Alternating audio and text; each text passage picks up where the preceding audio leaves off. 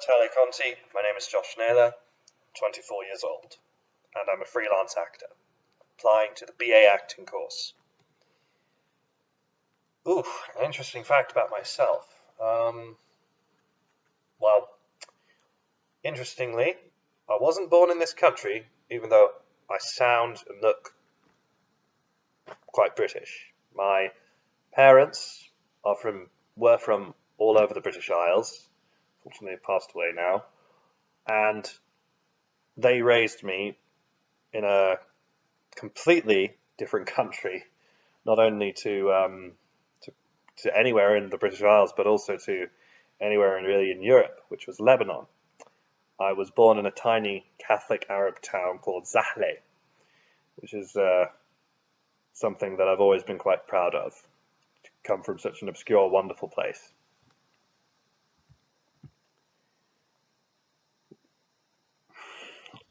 The audition self-tapes, I feel, represent my love for and engagement with ideas and beliefs. Beliefs about myself and about my own actions and what it means to be a moral agent and to be a person, and how I act towards others. I won't make any excuses or denials of my own personal beliefs. I am a Christian, and I've come to that faith over a long period of intense reflection, and love for theatre as well was a part of that. Now I see stories in a completely different light, pointing to a higher truth that set me free. And along that way to finding that faith, I explored numerous different philosophies in different emotional states. And I guess these two pieces reflect two very deliberate philosophical perspectives that I've had in my past, that we've all been tempted towards, and I'm sure you've probably had them, even if you don't necessarily see them as philosophical. One is to be incredibly tragic upon self-reflection of our own mistakes and our own sinfulness, our own inhumanity, as it were. I know I've definitely had this, and I wonder if you ever have, where you look back on the trail of pain you've caused others, and you look forward at the consequences for your decisions, and you think, could anything good possibly come out of what I've done? And you look at who you are and you think, have I lost myself? What does it mean to be me? And how can I be redeemed? How can I be forgiven? Can I be forgiven? Am I just bad? What does it mean to be bad? Why did I do it? And the temptation to just conclude that it's all meaningless, or that there's no possibility of forgiveness or redemption. And I obviously don't believe that anymore. It's something that I dealt with for a long time, still do, and I wanted to express that through this performance. So please keep that in mind and keep your own interpretation. I personally think that Shakespeare really wanted as well to explore his own faith and ideas through this piece and through this character. The possibility of going a completely different way to the way he went.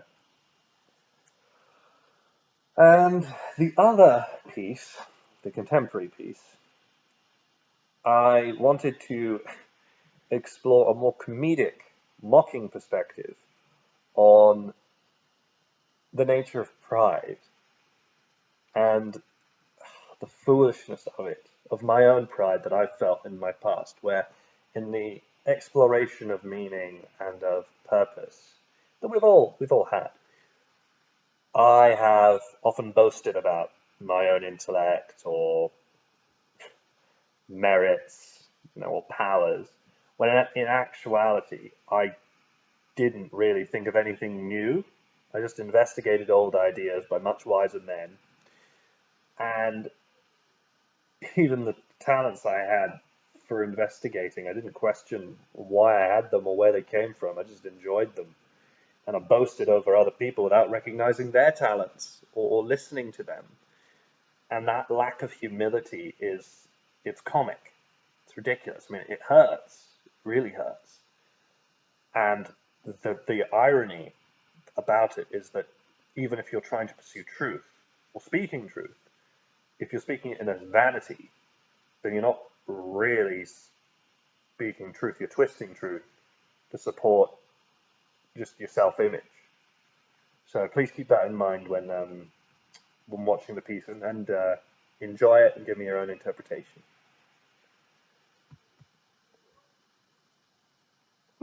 I'm not currently training. I'm a freelance actor. I've done work in pantomimes.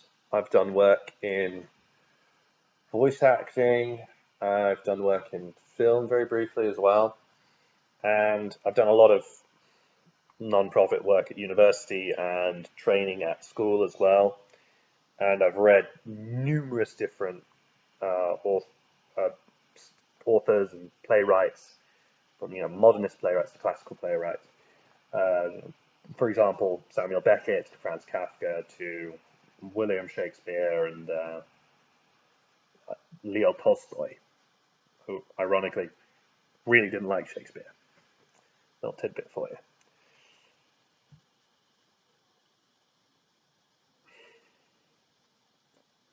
I want to come and train at Italy Conti because I feel that I've always had a creative mind for stories and a love for stories and characters, and I want to be able to go to an artistic institution where I can explore and develop as a performer, but also as a person and as a thinker, in trying to understand people and trying to understand stories and the nature of so much of the stories that we live in. To put, to put it simply, the importance of things that we care about in those stories. What's the role of selfhood, love, sacrifice, justice, intelligence? All those things that we human beings consider make a person, and we think have a larger cosmic scale. I want to explore those stories, and I want to be able to, at your acting school, to be able to perform to the best of my ability and grow as an artist and as a thinker and as a performer. I would bring to Italy Conti many things. I would bring my own talents in theatre.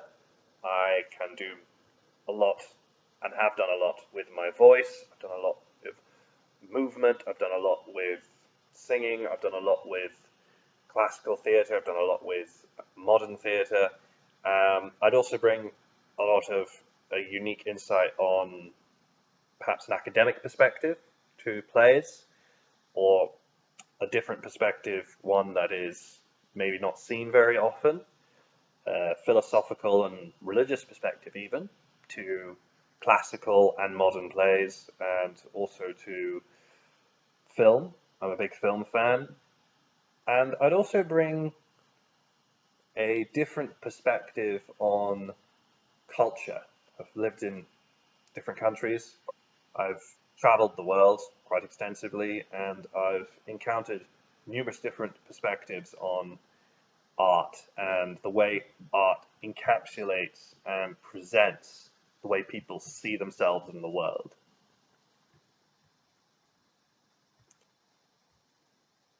I heard about you through a friend, actually, who was recommending acting schools, and I found out one of your famous alumni was Russell Brand, was somebody who I've actually fascinatingly met, and it seemed like a natural fit when I was considering auditions. I really wanted to apply, and I hope you consider me. I will be funding the training privately. I do have a disability. Unfortunately, you may have guessed because of my lack of organizational skills and technical skills that I have quite extreme dyspraxia and mild dyslexia. It was quite hard for me at university, and essentially because I need my own software of Dragon voice to text in order to write essays and do exams, which is obviously quite trying for numerous people. And I just want to tell you as soon as we can, so that basically there's no shock or you aren't disappointed in any way. I'm not aware that you are in the process of relocating to Woking in Surrey. However, this sounds quite interesting, and I'm quite happy to relocate to Surrey. So that's me, and I hope to see you soon.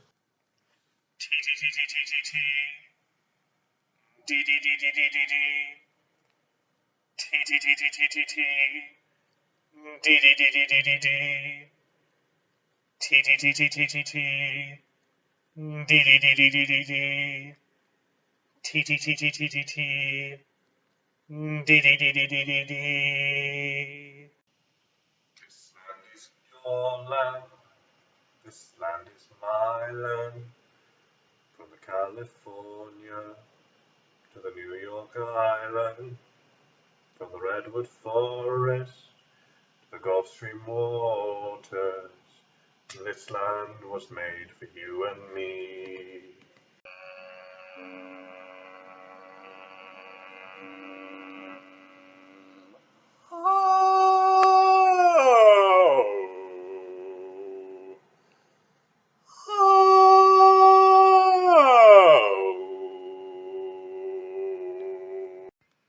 Red and robust robin raced rings around the tractor. Theo's father thought the three thistle twins were thriving. Once there was a young rat named Arthur who could never make up his mind. Whenever his friends asked him if he would like to go out with them, he would only answer, "I don't know." He wouldn't say yes or no either. He would always shirk making a choice. His Aunt Helen said to him, "Now look here, no one is going to care for you if you carry on like this. You have no more mind than a blade of grass." One rainy day, the rats heard a great noise in the loft. The pine rafters were all rotten, so that the barn was rather unsafe. At last, the joists gave way and fell to the ground. The walls shook, and all the rats' hair stood on end with fear and horror. "This won't do," said the captain. "I'll send out scouts to search for a new home." Within 5 hours, the 10 scouts came back and said, "We found a stone house where there is room and board for us all. There is a kindly horse named Nelly, a cow, a calf, and a garden with an elm tree." The rats crawled out of their little houses and stood on the floor in a long line. Just then the old one saw Arthur.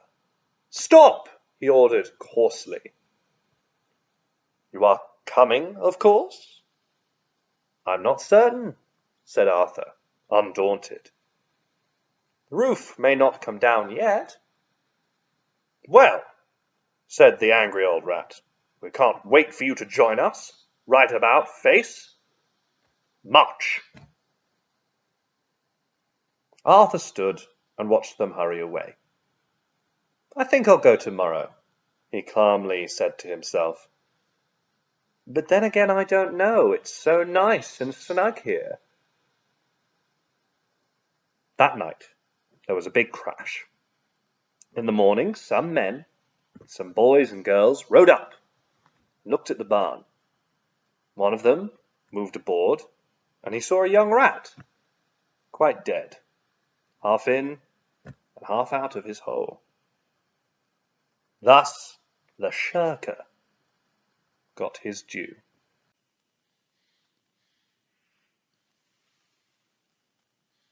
She should have died hereafter. There would have been a time for such a word. Tomorrow, and tomorrow, creeps in this petty pace from day to day to the last syllable of recorded time.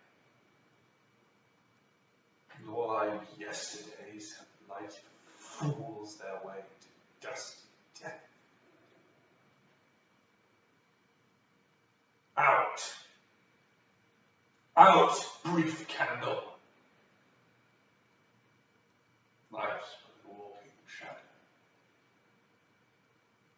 A poor player that struts, frets his hour upon the stage, and is heard no.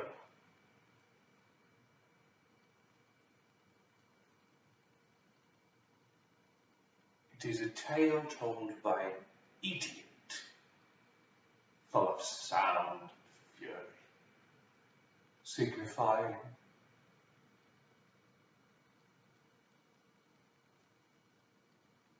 nothing.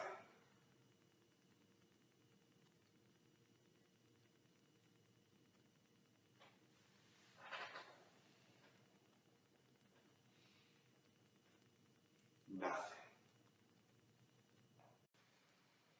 Do you like it? Of course you like it. Everyone likes everything nowadays. They like the phonograph and the television and the crackerjack and the bloody shampoo. Everything's like everything else. And it's nice, and it's pretty, and it's likeable. Everything's fun in the sun. Where's the discernment? Where's the arbitration that separates what I like from what I respect? What has meaning? What has worth? What has, listen to me now. What has significance? I don't know. Maybe I'm just an old dinosaur talking. Maybe I'm just an old dinosaur sucking up the oxygen from you cunning little mammals, waiting in the shrubs, trying inevitably to take over. Maybe I'm speaking a lost language to your generation. But any generation that does not aspire to seriousness, to meaning, is not worthy of walking in the footsteps of those who have. I mean, those who have struggled and surmounted. I mean, Rembrandt, I mean, Turner, I mean, Michelangelo, I mean, Matisse, I mean, well, obviously Rothko.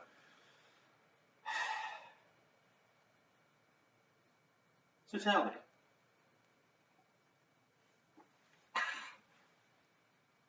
do you aspire?